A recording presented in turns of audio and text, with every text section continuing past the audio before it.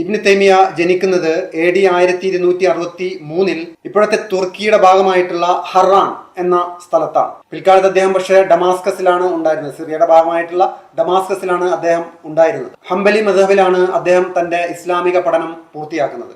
അദ്ദേഹം പ്രബോധനം തുടങ്ങിയതിൽ പിന്നെ അന്നത്തെ മുസ്ലിങ്ങൾ അനുഷ്ഠിച്ചു പോന്നിരുന്ന ഒരുപാട് ആചാരങ്ങളെ അദ്ദേഹം ബിദ്അത്ത് എന്ന ആ ഒരു ഗണത്തിൽപ്പെടുത്തി ശക്തമായി എതിർത്തു.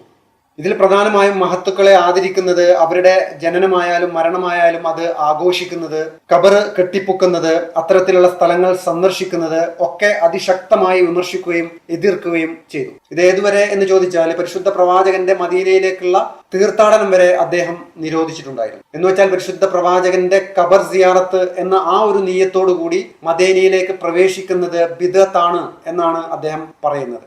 പ്രവാചകനോടുള്ള അത്തരത്തിലുള്ള ഒരു അനാദരവിന്റെ അടിസ്ഥാനത്തിൽ അദ്ദേഹത്തെ വധിച്ചു കളയണം എന്ന് അന്നുള്ള പണ്ഡിതന്മാർ അഭിപ്രായപ്പെട്ടിട്ടുണ്ടായിരുന്നു. മാത്രമല്ല ഇബ്നു തൈമിയയെ ഷെയ്ഖുൽ ഇസ്ലാമായി കരുതുന്നവരെ കാഫിറായി കണക്കാക്കണമെന്നും ചില സമകാലിക പണ്ഡിതന്മാർ പ്രഖ്യാപിച്ചിരുന്നു. അങ്ങനെ അന്നത്തെ എല്ലാ മദ്ഹബിലും പെട്ട പണ്ഡിത പുരോഹിതന്മാര് സംഘടിതമായിട്ട് ഡമാസ്കസിലെ അന്നത്തെ ഭരണാധികാരിക്ക് ഇബ്നു തൈമിയക്കെതിരെ ഒരു പരാതി നൽകിയിട്ടുണ്ടായിരുന്നു. അദ്ദേഹം ഇസ്ലാമിക വിശ്വാസത്തിനെതിരെ പ്രവർത്തിക്കുന്നുണ്ടെന്നും ഇസ്ലാം മതത്തെ മലിനമാക്കുന്നുണ്ട് എന്നും പറഞ്ഞിട്ടാണ് ഈ പരാതി നൽകുന്നത്. ഈ ഒരു പരാതിയുടെ അടിസ്ഥാനത്തിൽ അന്നത്തെ ഭരണകൂടം അദ്ദേഹത്തെ പിടിച്ച് ജയിലിലടക്കുകയും ചെയ്യുന്നുണ്ട്. ഇബ്നു തൈമിയയുടെ ഈ ഒരു കാലഘട്ടത്തിലും തുടർന്നുള്ള കാലഘട്ടങ്ങളിലൊന്നും അദ്ദേഹത്തിന്റെ ഇത്തരം കണിശമായ ആശയങ്ങൾക്ക് കാര്യമായിട്ട് അനുകൂലികളും അനുയായികളും ഒന്നും ഉണ്ടായിരുന്നില്ല. അങ്ങനെ ഇബ്നു തൈമിയയുടെ ഈ ഒരു വിജ്ഞാപനത്തിൽ നിന്നാണ് വഹാബി ഇസ്ലാം അഥവാ വഹാബിസം രൂപം കൊള്ളുന്നത്.